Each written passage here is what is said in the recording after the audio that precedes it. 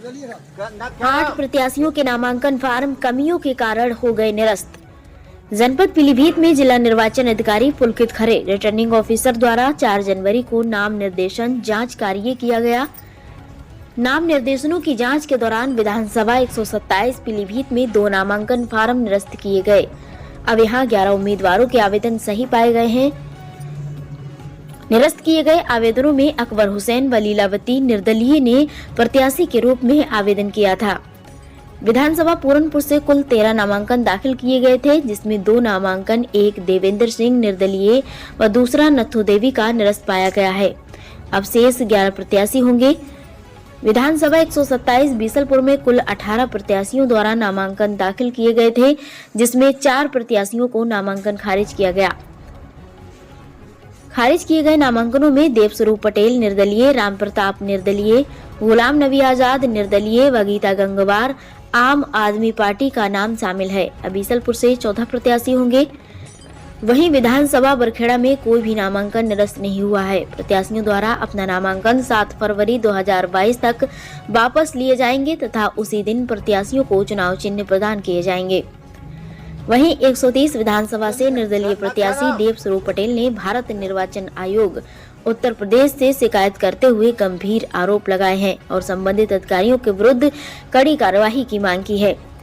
शिकायती पत्र में कहा गया है कि उनके साथ अधिकारियों द्वारा छल करते हुए उनको पहले शपथ दिलाई गई, इसके बाद नोटिस थमा दिया गया। नोटिस के आधार पर जब वह दोबारा संशोधित डॉक्यूमेंट्स लेकर गए तो अधिकारियों ने ये कहते हुए वापस कर दिया कि अब इसका टाइम निकल गया है, अब आपका नामांकन पत्र दाखिल नहीं हो सकता। सर, आपका नामांकन पत्र दाखिल नहीं हो पाया, क्या कारण रहा और क्या? मैं देवस्वरूप 130 विधानसभा बीसलपुर उत्तर प्रदेश। मैंने विधानसभा चुनाव बीसलपुर के लिए कल अपना 2:21 पर 23 फरवरी को अपना नामांकन पत्र दाखिल करा। नामांकन पत्र मेरा श्रीमान आरओ विधानसभा बीसलपुर श्री राकेश कुमार गुप्ता जी ने दाखिल किया। उसके बाद मुझे शपथ दिलाई, मुझे पावती वापस दी और उसका 2:40 पर मुझे एक नोटिस दिया कि आपका शपथ अपूर्ण है, आप इसको 3 बजे तक पूर्ण करा के लाइए। मैंने आग्रह किया कि भयंकर बारिश आंधी तूफान है, आधा किलोमीटर तक आपके कार्यालय से कच और बैरिकेडिंग है मेन रोड तक, जहाँ से आने जाने में और अपने सब पत्र नोटरी अधिवक्ता महोदय कार्यालय तक आने जाने में आधा घंटा लगेगा और 10 मिनट का टाइम है, आप उन्हें ले आइए, जमा कर लेंगे।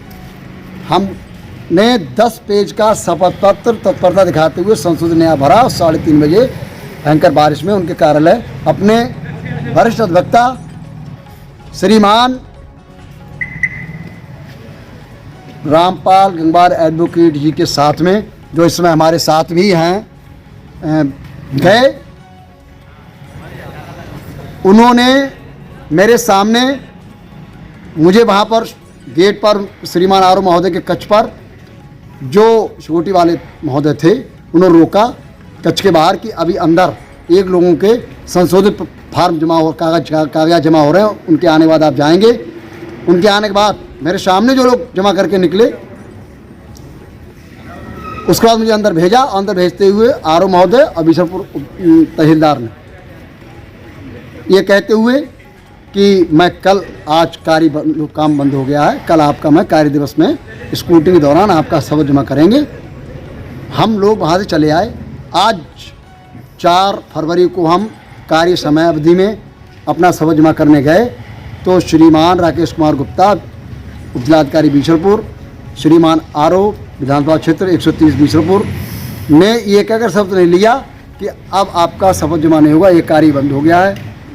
मेरा स्पष्ट कहना है, मैंने इसकी शिकायत की है श्रीमान मुख्य चुनाव आयुक्त भारत सरकार एवं श्रीमान मुख्य चुनाव आयुक्त उत्तर प्रदेश से कि यदि आरओ महोदय को ये पता था कि कल का ही टाइम है, कल का ही समय, मुझे आज 4 फरवरी को उसमें संशोधित शपथ जारी करने का आश्वासन कल क्यों दिया। दूसरी बात, आपका इससे स्पष्ट हो रहा है कि आपने मेरी राजनीतिक किसी प्रतिद्वंदी से कोई निजी लाभ या उससे प्रभावित होकर आपने मेरी सामाजिक छवि को खराब करने के लिए एक साजिश के तहत पूर्वबद्ध योजना के तरीका से मेरा पर्चा खारिज करने की साजिश रची थी, जिससे कि इसी कारण हमारा शपथ आपने समय देकर जमा नहीं करा।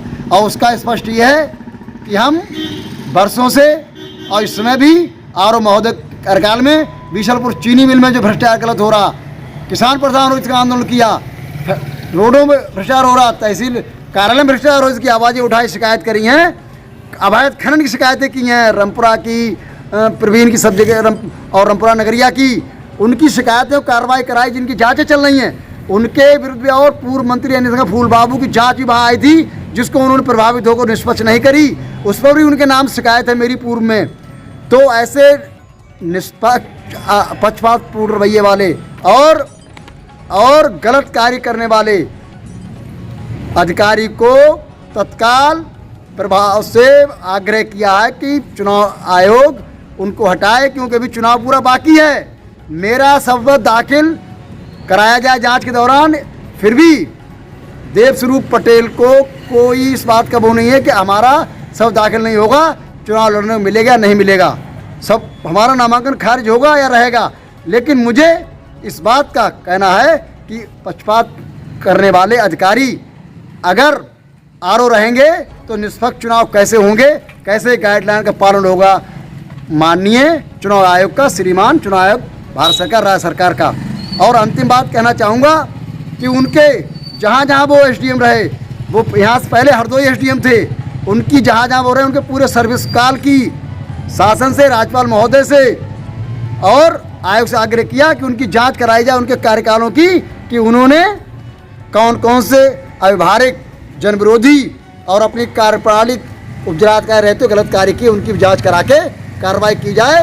अन्यथा क्रांतिकारी विचार में उत्तर प्रदेश सभी साथी संविधान के अंतर्गत शिकायत के अनुरूप बिल्कुल अहिंसात्मक जन आंदोलन करने को सड़कों पर उतरेंगे, जिसकी पूर्ण जिम्मेदारी पक्षपातपूर्ण करने वाले श्रीमान आरओ विधानसभा क्षेत्र 130 बीसलपुर श्री रामकुमार गुप्ता जी की होगी, क्योंकि उन्हें पता है कि अगर मेरा पत्र नामांकन पत्र दाखिल सही रहा और मैं चुनाव लड़ा और मैं कहीं विधानसभा पहुंच गया, तो अभी मैं सड़कों पर जनता की बुलंद समस्याओं को लेकर गलत अधिकारियों, माफियाओं के खिलाफ लड़ता हूँ। सभी नहीं, गलत जो गलत अधिकारी चंद हैं, और विधानसभा पहुँच गया तो इन्हें पता है कि इन्हें अपनी नौकरियाँ ऐसे लोग बचाने मुश्किल पड़ जाएंगी, इसलिए ये लोग भयभीत होकर और किसी राजनीतिक दल के किसी प्रत्याशी को लाभ पहुँचाने के लिए प्रभावित होकर ऐसा कार्य कर रहे हैं। इसको किसी कीमत पर इन चीज़ों को बर्दाश्त नहीं किया जाएगा। संविधान के अंतर्गत ही जो आपने मुझे पहली बात है, जब मेरा शपथ अधूरा था, शपथ पत्र नामांकन अधूरा था, आपने मुझे शपथ कैसे दिला दी, ये मैं पूछना चाहता हूँ। शिकायत में लिखा है, मैं पूछना चाहता हूँ आरओ महोदय से और उनसे जो उनके ऊपर पर्यवेक्षक महोदय बैठे हुए थे, मैंने उनसे भी कहा।